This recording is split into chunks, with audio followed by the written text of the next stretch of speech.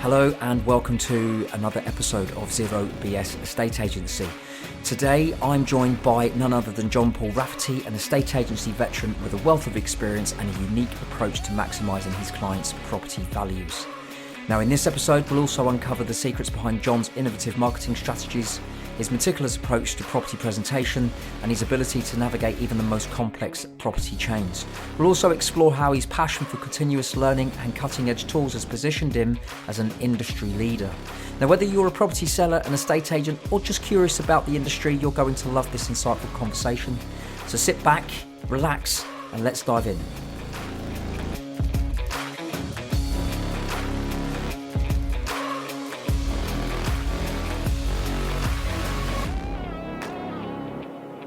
So John, what is the one thing that truly maximises the value of someone's home when they go to sell their property?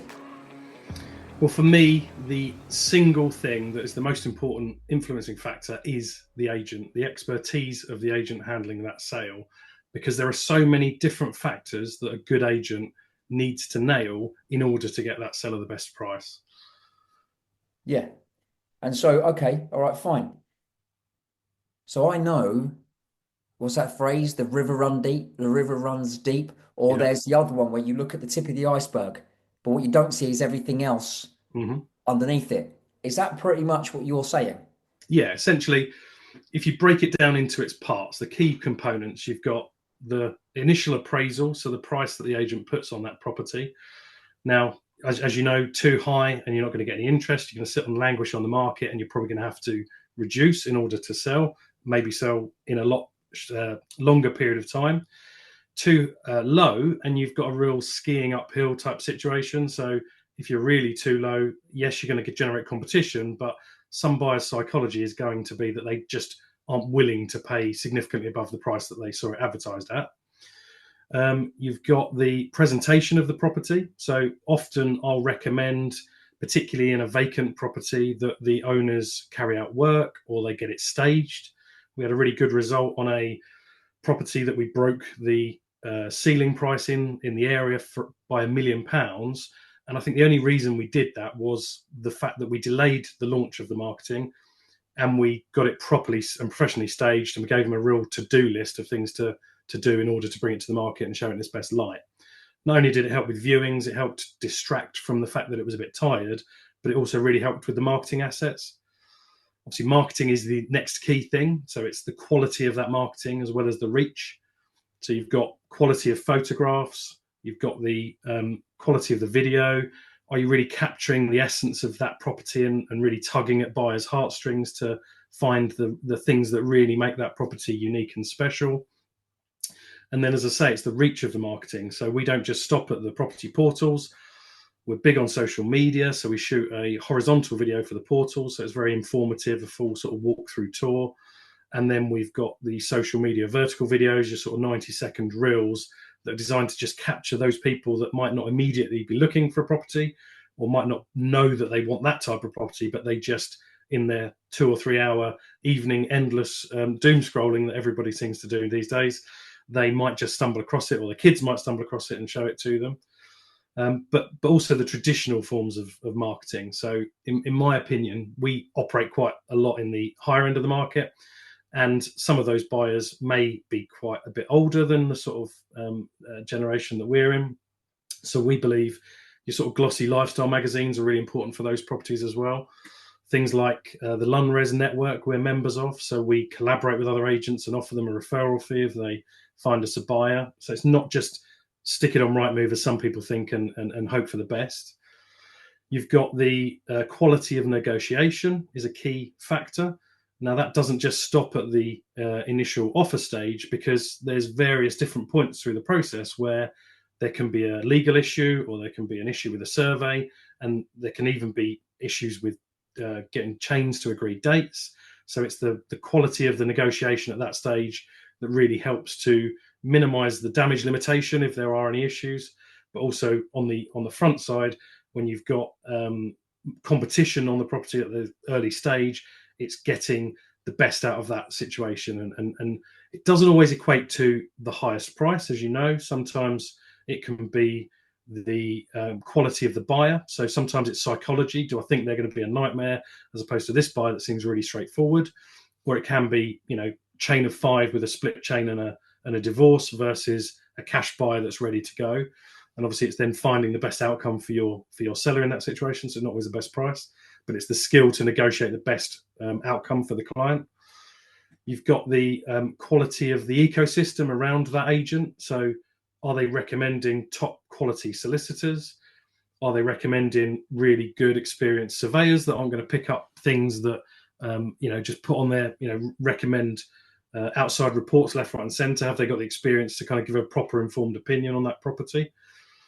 It's the problem solving ability of the agent. So, there's all sorts, there's a million different things that can be bumps in the road on the journey from offer through to completion. And the best agents, in my view, are the ones that really solve those problems in a creative way. They communicate with all the parties involved. They really manage that chain and take control of it. And I've had a couple of situations where the chain has fallen out of bed. First-time buyer or the investor at the bottom has pulled out of the chain. And I've then sort of just taken a grip of that chain and found a solution whereby twice now we've had our clients have actually bought the property at the bottom of the chain to complete the chain and get the deal over the line. But that doesn't just involve our seller. Often we're going to other parties in the chain and saying, look, we can solve the problem here. We can move you by Christmas, but everyone's going to have to chip in a couple of thousand to justify the cost of our seller or the client that's buying the property at the bottom to justify the cost, expense, and inconvenience of doing that. So for me, it's not just one thing. It's a bit like, if you look at it, I'm not a massive football fan, but back in the day, I used to like Man United football team, and you look at Alex Ferguson and you say, what's the key standout feature? Well, there isn't one. It's the collective group of skills that he's got. It's the relationship he builds with the players. It's the teams that he buys and puts together, but it's also the way that team then are taught to react if there's a changing situation. So it's a very dynamic situation moving home, just as it is playing a football match, and things change, and it's how the leadership of that situation is conducted, in my opinion, that gives the clients the best possible outcome. Sorry, that was a long answer. So honestly, I think that there is I'm already formulating an ebook and using everything you just said then, John, because it's all yours. Take it. Yeah. In fact, well, do you know what? I'll make it and then we can share it, because honestly, that's what we're talking about. The difference between the agent who says, listen, we're delaying the launch because we need everything to be correct. That is not standard in a state agency. It is, how quick can we get this property online, i.e. get that seller to sign that contract so they are stuck with us. Yeah. Right? How quick can we do that? Not what is best for that property. Definitely. And you've spoken about so many different things there. So presentation, you're talking about the money that you generated because you're like, no, let's get this staged. Yeah. Right? If you then look at the flip side of that, you're talking about a chain of 5 where the person at the top, one of your sellers, will be like, right, what can we all do here in order to get this entire chain completed? And that's another thing agents don't do. Agents do not, day one, week one, go up and down the chain to go, right, I'm introducing myself. I may be third in line, I may be first in line, I may be last in line, but who's everybody else? What's everybody else's situation? Yeah. Because, fine, you may want to get, talk to your buyer, ring your seller about the best buyer, actually, the best one. So the one who's going to be the nightmare, who says they're in a really good position, but not proving anything, versus the one that maybe not offering the most amount of money, but, oh my good God, they are super solid. But what happens in the situation where the chain is a little bit flaky? You also need to know that really at the time or before you even start talking about offers being accepted, right? Yeah. But your sort of bloodline, so to speak, runs deep in a estate agency, right? You started 2001 as a negotiator, right? Yeah. And then 6 years later, you're now a qualified mortgage broker. Yeah. And then I think, did you, am I correct in saying you got into a estate agency in 2007 because you saw an opportunity? Yeah, effectively. So, funny enough, I wanted to join your regiment at 18. Really? Yeah. And I was going down the officer route, so I went down the Yeah. Army Officer Selection Board, and I got to the very final stage of that process, and they said, "Look, I think you've got the right skills and attributes, but go and get some life experience. I think you're probably going to get eaten alive by a platoon of paratroopers." Paratroopers. So, and at that point, I'd landed a local job in a local estate agency as a training negotiator, just to sort of fill me in until I was potentially joining the army. And I kind of just landed into that opportunity, felt that it floated my boat, and I just never really went back to the army dream, as it were, until a lot later. Yeah, and then so it actually joined a local opening estate agency branch. Only there for 7 months, watched what the mortgage advisor was doing, and actually then that's when I became a trainee mortgage broker and an estate agent. And again, I found not the corporate world of estate agency, but the sort of high pressure target situation, it just wasn't for me. And then I got headhunted as a self-employed broker, working in a brokerage with 3 other mortgage brokers, and we were sort of working as a team, pooling commission, that sort of thing. And then it was in 2007 that I became aware of an estate agency that was failing, having only been set up a very short period before. And at the ripe old age of 24, put my head in the noose and said, "Yep, I'll sign on the dotted line." Didn't pay a lot for the estate agency, but obviously there was a long lease that I was signing up to, and all the staff costs and rent and rates and all that sort of stuff. And and that was in the time of the credit crunch. So it was Northern Rock, end of November 2007, when everyone was sort of trying to get their money out of Northern Rock, and they went under. So it was a really challenging time, those couple of years. And then I sat that out for a long period of time. And then 4 years ago, had a chance conversation with the chap that was the director of the IT company that looked after our estate agency. He fancied a change. I had an idea to pitch him, which was, look, I think there's a gap in the market for homes at the higher end that are being under-marketed by the big, well-established brands. And I think if you go for a really highly personal service, tech-focused boutique estate agency, I think you've got a good niche there at the moment.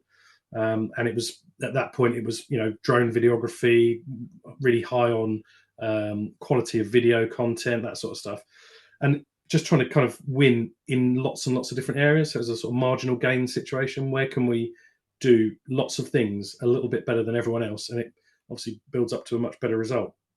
So still run the village estate agency pretty much at arm's length, although I was there today looking after them. But yeah, I generally just have a monthly meeting with them, and then 80% of my time I'm spending on the new brand, which is very, very exciting. Yeah. Well, no, I think it's brilliant, but also I'm assuming it's interesting, right? Because a lot of what you said, I completely agree with, and you're preaching to the converted about the way you do it. So you're not rushing, but you're being deliberate in everything you do because you know what the outcome is going to be.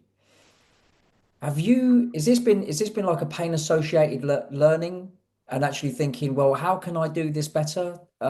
Because maybe the industry wasn't necessarily, if you talk about a traditional estate agency, you whack it on Rightmove and brilliant. And unfortunately, that's what sellers don't see. They don't see the back end. They don't see what actually really happens inside the agency. But what you're saying is there is not just a case of I want to sell high-end property, luxury homes. Right. Okay. If we're going to do that, what's our methodology? And is that methodology been learned by yourself or others? I think it's a combination of two things. I think I haven't been through the factory estate agency route. So most people start at probably a big corporate, and it's a very rigid training structure. Most junior negs and then negs and senior negs probably go down a very similar path, very sort of scripted process, very kind of KPI based. So it's all numbers. It's not so much the nuances and the people and the reviews. They're more interested in how many appraisals do you book in, how many price reductions do you get each month. Well, I haven't been through that same mill, and I've probably been a bit of an obsessive learner. I've managed to get quite a lot of letters after my name now, just through taking lots of different exams and then I've probably ramped it up more in recent times with the podcasts, just kind of really becoming obsessive about being the best that we can possibly be. And I think probably the best in the game are the people that never stop learning. They're always, because there's always somebody out there that's coming up with a new idea, or they just come at you with a completely fresh concept. You think, yeah, that's the new direction, and we've got to be ahead of the curve and try and get on that before the others, the mass agents, pick it up, sort of thing. So because drones, you mentioned drones 4 years ago. Drones are still not widespread at no, all. yeah. But that was innovation 4 years ago. Yeah. Well, I mean, we actually had to put ourselves on a commercial drone operators course for 3 days. You don't have to do that now because these things are tiny and you're allowed to pretty much fly them without any real experience, just a flyer ID, I think it is. But yeah, it was a case of, we were looking to America and Australia, and we enrolled in videography courses for American estate agency photographers and videographers, and we were kind of looking at how can we incorporate that into the UK market. Obviously, things are caught up really quickly, so there's a lot of agents, and I think you've mentioned the rise of the self-employed agent. They're a lot more innovative. They're US inspired, so they're bringing with them that sense of innovation and technology. So it's brilliant. I love the way that the direction of travel for UK estate agencies going. I think it's we've gone from the purple bricks race to the bottom era to now selling Sunset or buying London, and people valuing some of these professionals that are dealing with really high-end properties and charging really eye-watering fees. And I think the more that we see of that, and the more the public get used to that, the more hopefully there'll be a flight to quality rather than a race to the bottom on fees like there was before. Yeah, and that is something that's quite interesting when we're talking about fees, because a lot of sellers do believe if the fee is 1%, they believe it's good. They believe they've got a bargain. And I would love all the sellers in the entire UK to just listen to this podcast, and especially the first third of this podcast. Yeah. Because there are systems within systems within systems that you've just spoke about, which, i.e., you've given us the headlines, but there is so much more to those headlines, subheadings, than actually meets the eye, that what's really goes on. Because I always say, we got a really good deal with the agent at 1%, argument's sake. Okay, brilliant, lovely. The house is worth 400 grand. Okay, how much is the negotiator in the office getting paid?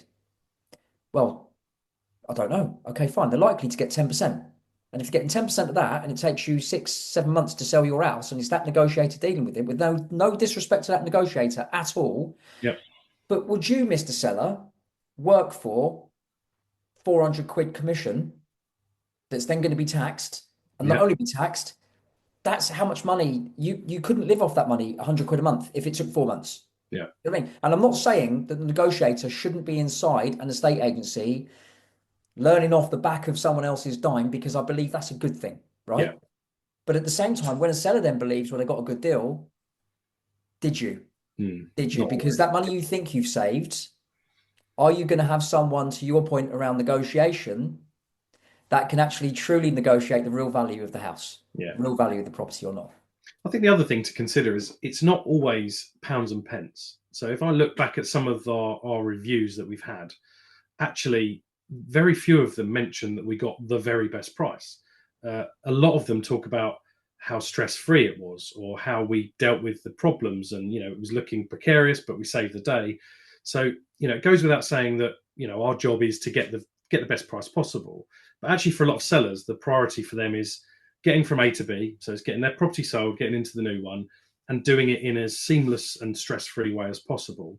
And obviously, implied within that, you need to get the best possible price. You need to act for the seller in their best interest at all time, putting your own interests to one side, and focusing on what is best for this seller. Sometimes it might be best for them to walk away from a deal. We don't get the commission, but actually in the long term, if we support that decision, you're going to get a client for the rest of your life then, because they really trust and have faith in you.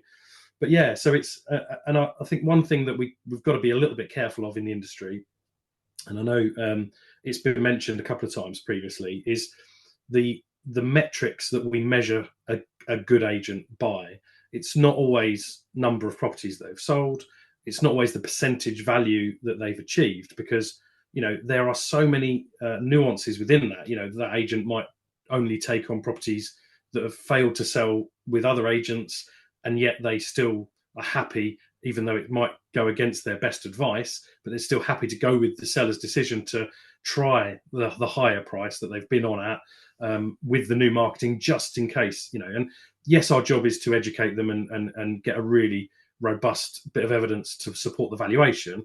But, you know, sometimes we will all go with a seller on a journey that we wouldn't have done had we had complete control of it, you know. So sometimes you're launching a property at a price and thinking, look, I'm agreeing to do this, but on the understanding that our plan B is actually to, you know, to refresh the marketing at a set point in time.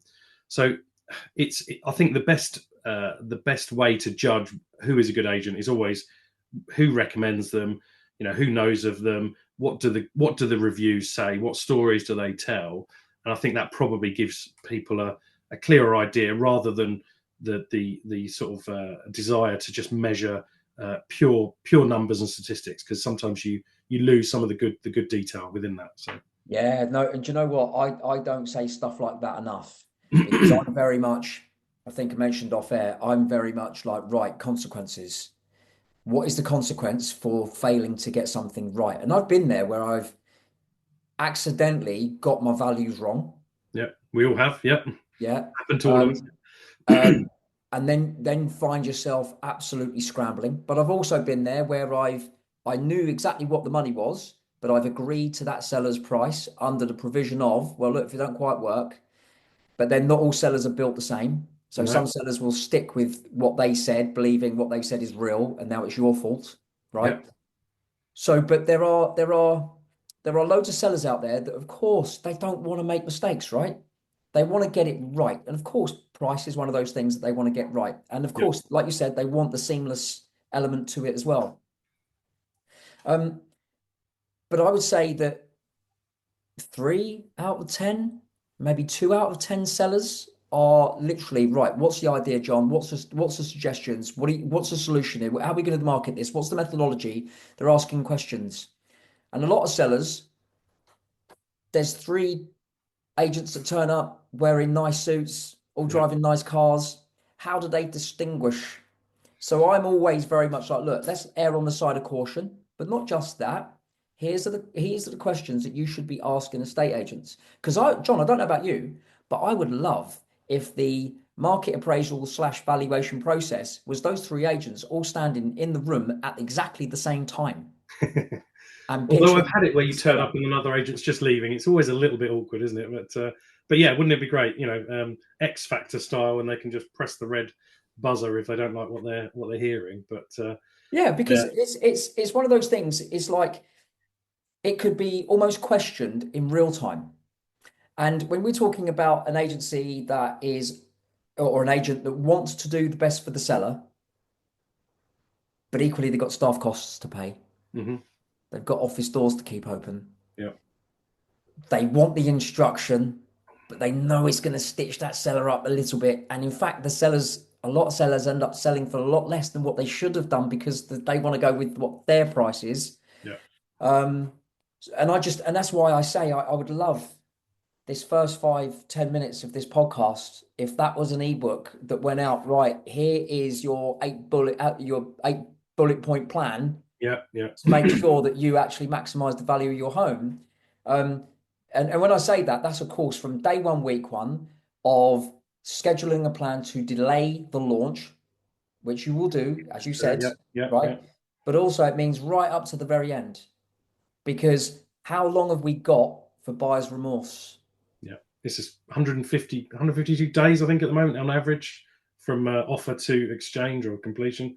It's an awfully long time for somebody to change their mind if they felt they were sold an inappropriate property, or if it just wasn't the right property for them. I sometimes find myself stress testing a buyer on the spot and saying, you know, almost getting really deep into their psyche, and is this property really the right one for you. Not questioning them, but in my head, I'm thinking, I really want to know that this is the right property for them, because the last thing you want is 2 months down the line for them to find a reason to pull out, and it's just not good for anybody. So the only person it's good for is the person that gets paid on number of offers, and that sort of corporate world. So you actively go out of your way then to really find out who your buyers are and the reasons why they want to buy a particular property. Yeah, 100%. Yeah. Because I'm not. I think in some ways it might even build a bit more trust, because when you are on a viewing and somebody is trying to sell to you quite aggressively, and they're really trying to ram home the this is amazing, look at this. It actually turns some people off, and I think when they realise that you're just a human being and you're having a normal conversation, but within that you're trying to really suss out what is this really right for them, help them on the journey. Obviously, if there's things that need to change about the property, open plan they want, and you think, well, that's you could potentially take that wall out, you could do this. So it's helping them see the potential of the property, but it's also making sure that in your mind you are selling to the right buyer, because it's over the years, sometimes you have a gut instinct about a particular client, sometimes sellers, sometimes buyers. And I think listening to that voice within is probably one of the things that we don't do enough in this industry. And because often we're proved right, that I had a niggling suspicion about that buyer, or I just thought that seller was going to be a very. It's a deal on the board, John. It's a deal on the board, mate. This is it. But maybe if we move to a direction where more agents are self-employed, then they're going to go on a completely different journey to the kind of the sausage factory of more listings, more price reductions, more offers equals more exchanges. It's just a filtering process for a lot of these big organizations. And actually, self-employed, you live and die by the sword. You're thinking about long-term reputation, so you're not thinking about that month's paycheck. You're thinking 5-10 years down the line. It's the hard work that you put in the early stages that then pays you dividends in the long run. So hopefully we move in that direction as an industry, but it seems to be happening, so I think it's only a good thing. Thank you for tuning in to today's episode of Zero BS Estate Agency. A huge thank you to John Paul Rafferty too for sharing his insights and expertise. From creative problem solving to the importance of collaboration and innovation, this episode truly highlighted what sets great agents apart from the rest. If you found value in this episode, don't forget to subscribe, leave a review and share it with someone who you feel might benefit from this conversation. And as always, if there's a topic you'd like us to cover or a guest you'd like to hear from, drop us a message and we'll hope to make it happen. Thanks again for listening, and we'll see you on the next episode of Zero BS Estate Agency.